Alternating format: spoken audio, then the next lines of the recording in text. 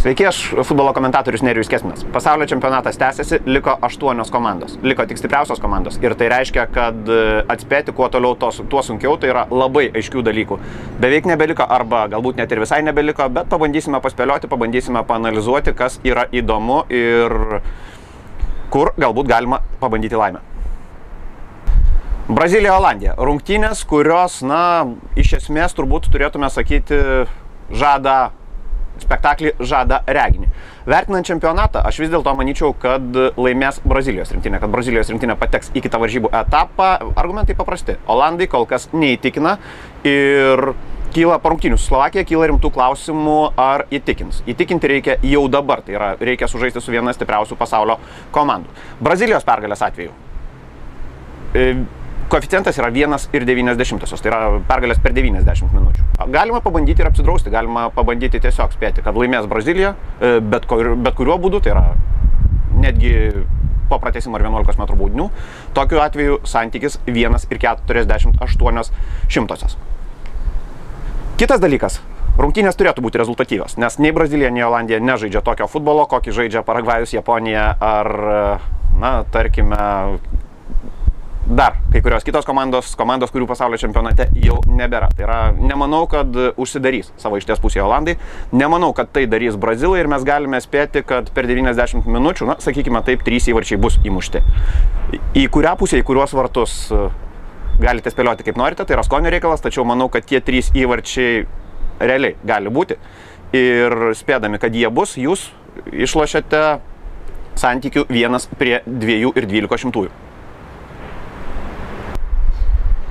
Urugvajus, Gana. Rungtynės, kurios turėtų būti pirmiausia kovingos. Rungtynės, kuriuose bus daug kovos ir aiškaus favorito čia neišskirčiau. Taip, galbūt šiek tiek daugiau savų kozirių turi Urugvajus. Tačiau Ganos futbolininkų žaidimas tame pačiame aštuntfinalyje su JAV rinktinė parodė, kad tai yra komanda, kuri gali žaisti drausmingai, parodė, kad tai yra komanda, kuri gali valdyti kamuolį ir tą progą keliaujame prie tokios statistikos. Siūloma statyti už tai, kad viena ir kita komanda gaus daugiau geltonų kortelių per rungtynes. Ganos atveju 1,75, Urugvajus prie 1,95. Tai yra prognozuojama, kad šiurkštesnė teoriškai turėtų būti Ganos komanda. Aš manyčiau, kad gali būti ir priešingai.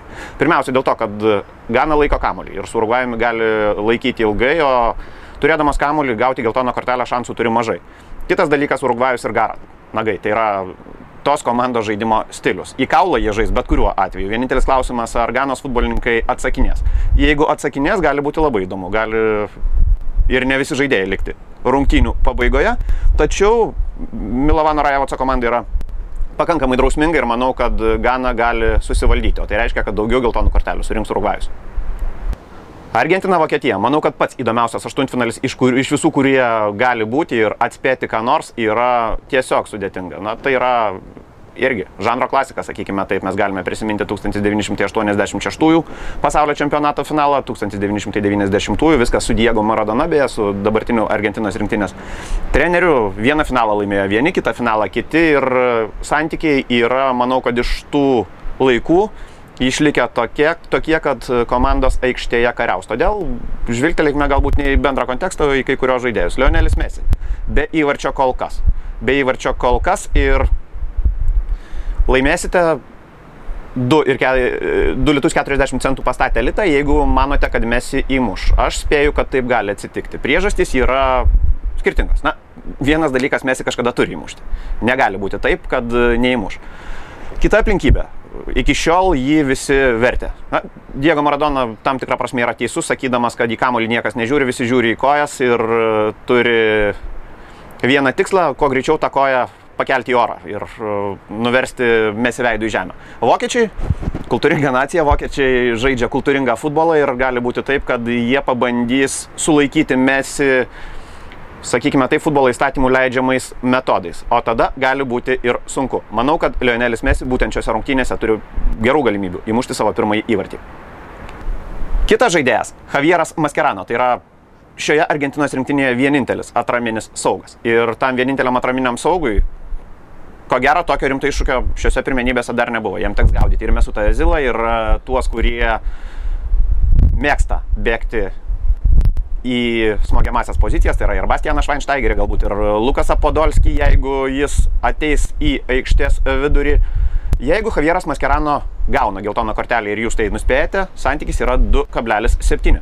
Santykis geras ir manau, kad Mascherano turės problemų. Tai yra ne tas futbolininkas, kuris traukia koją tada, kai galbūt jie ir galima patraukti. Galbūt tai dar nėra mirtinas pavojus Argentinos rinktinės vartams. Manau, kad Mascherano kojas netrauks ir jo geltona kortelė yra pakankamai realus dalykas. Ispanija, Paragvajus. Favoritė, aišku, Ispanija. Favoritė Ispanija, tai būtume sakę ir prieš pasaulio čempionato pradžią, taip sakome ir dabar, tačiau Paragvajus, vertinant šios komandos žaidimą, kalbėta, kad stipriausias puolimas per visą rinktinės istoriją. Kol kas tie puolėjai nemuša. Nesakau, kad Paragvajus visai nemuša įvarčių, tačiau tai, kas buvo stipriausia visais laikais, gynyba išliko tokia pat geležinė ir nepramušama. Iš viso, per 4 rungtynės Paragvajus futbolininkai praleido vienintelį įvartį, praleido rungtynėse su Italija, priminsiu, antrajame rungtynių kėlinyje.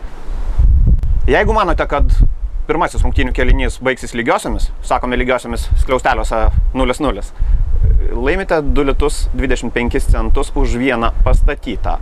Kad Paragvajus gali nepraleisti bent jau pirmasis 45 minutės, manau, yra logiška, todėl kad komanda žais užsidariusi.